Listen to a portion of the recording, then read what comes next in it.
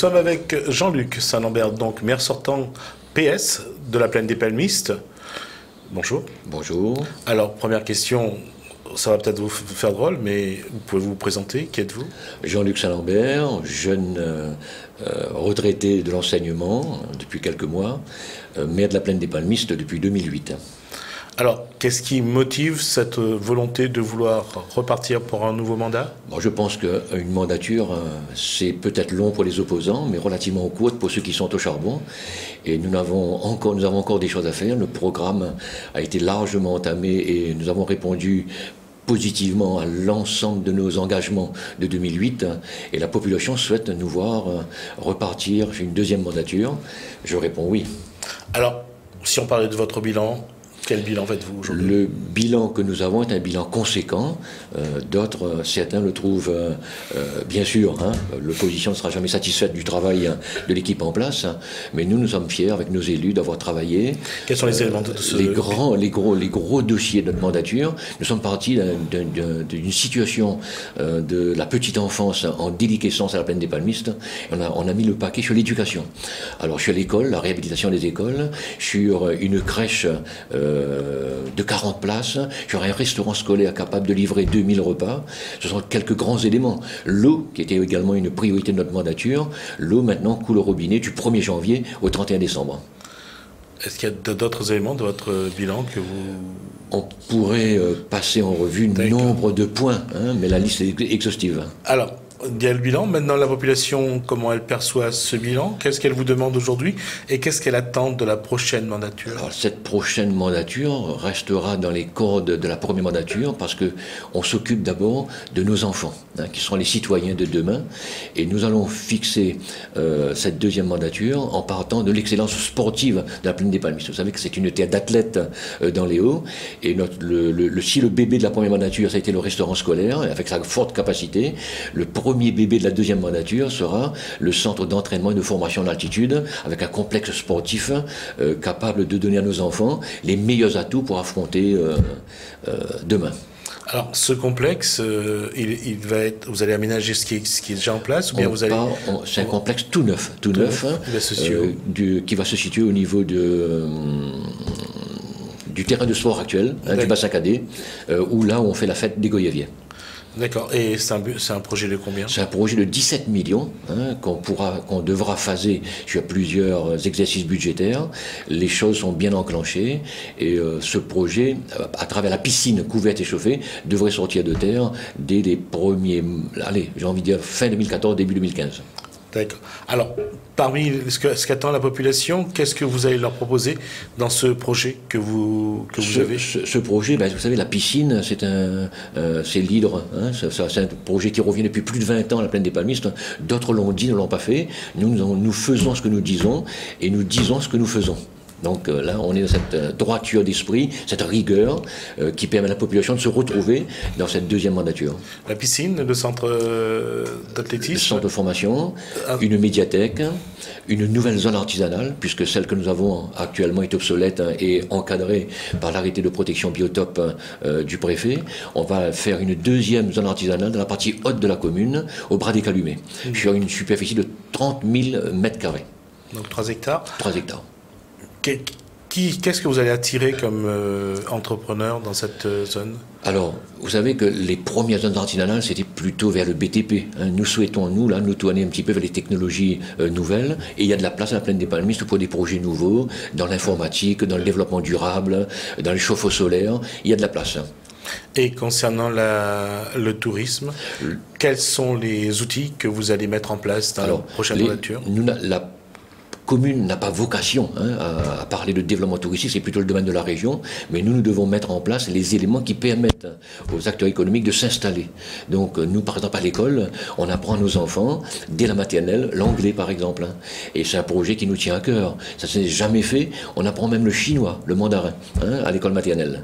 Donc nous mettons en place le fleurissement, l'embellissement de la commune, la fête des Goyaviers, ce sont des moments forts de la politique d'animation de la Plaine des Palmistes. Et c'est à travers ces éléments-là que nous attirons les acteurs économiques qui viendront s'installer parce que notre population, elle augmente.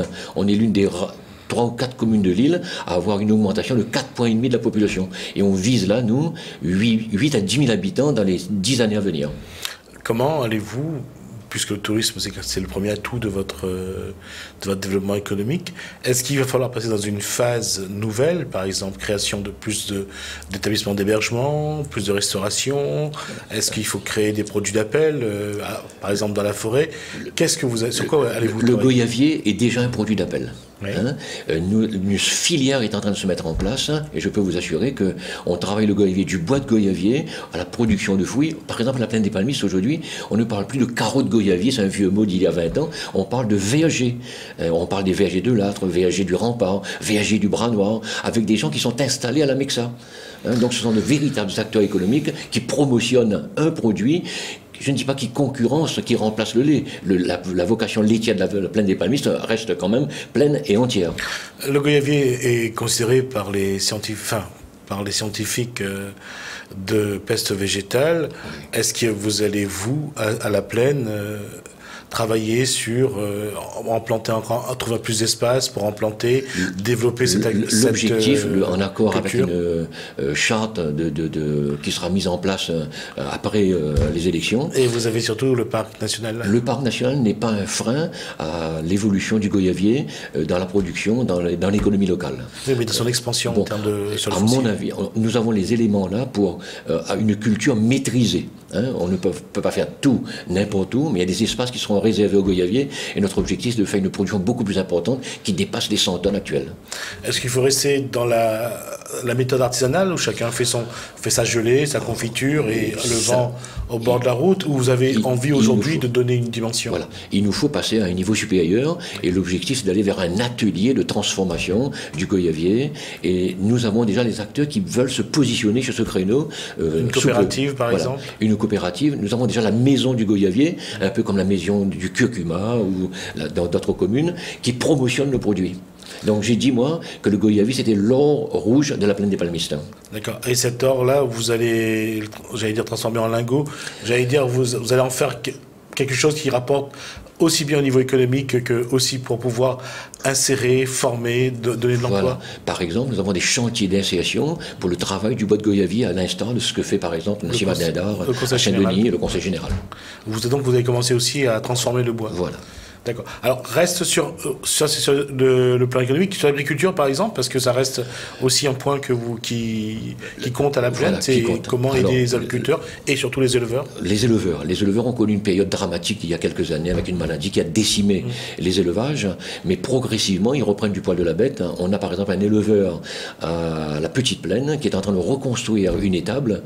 On dit une étable, mais ce sera vraiment un hôtel pour bovins, tellement là on tombe dans quelque chose qui sera fonctionnel et il n'aura plus vraiment les pieds dans la boue comme il les a en ce moment.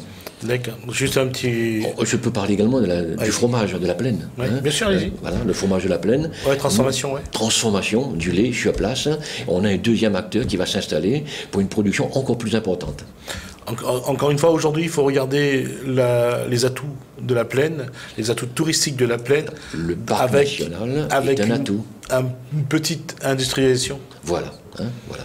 Et ça, vous, en tant que maire, vous pensez que vous allez pouvoir réussir à porter ces projets? On porte ces projets à bras le corps et notre équipe nouvelle qui déjà est au travail partage entièrement ces options.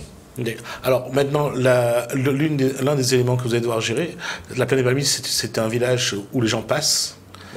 Comment avoir un centre-ville, avoir un petit cœur de ville? L'objectif également de cette deuxième mandature sera d'avoir un cœur de ville un peu qui ressemble un petit peu à Sillaos quand vous arrivez. Oui. Et l'objectif de cette mandature sera de donner, pour que les gens passent dans le village, s'arrêtent, un cachet. Oui. Ça, c'est le projet de la deuxième mandature. Ce projet irait de la gendarmerie au parc national. Au parc national, l'emplacement du parc national actuel. Enfin, je connais la gendarmerie, mais je ne connais pas l'emplacement du parc national. Près des Tourelles. Alors justement, là-dessus, il nous reste très peu de temps, mais je veux dire, quel va être l'axe principal de ce projet, de ce prochain projet? De ce projet. Alors j'ai envie de dire que la population augmente. Ouais. La priorité aussi, c'est de construire des logements. Je sais qu'ils sont très, très critiqués à la plaine des Palmistes par les autres listes qui rêvent de cases à terre. Ouais. Ça, c'est un rêve qui est fini, ça. Aujourd'hui, on doit construire et donner à à notre population les meilleures conditions de logement. Et les logements qui sont construits actuellement donnent à notre population, par exemple, l'eau chaude solaire, la deuxième salle de bain, des jardins, des espaces pour nos enfants pour qu'ils puissent s'amuser. Donc vous avez vraiment profité de votre environnement. Voilà. En tout cas, je tiens à vous remercier parce que nous arrivons au terme des 10 minutes. Ça passe vite. Hein. Merci d'avoir répondu à nos questions. Je rappelle donc que vous êtes Jean-Luc Saint-Lambert, maire sortant PS de la Plaine des Babis et que donc vous êtes candidat à votre succession. Merci à vous.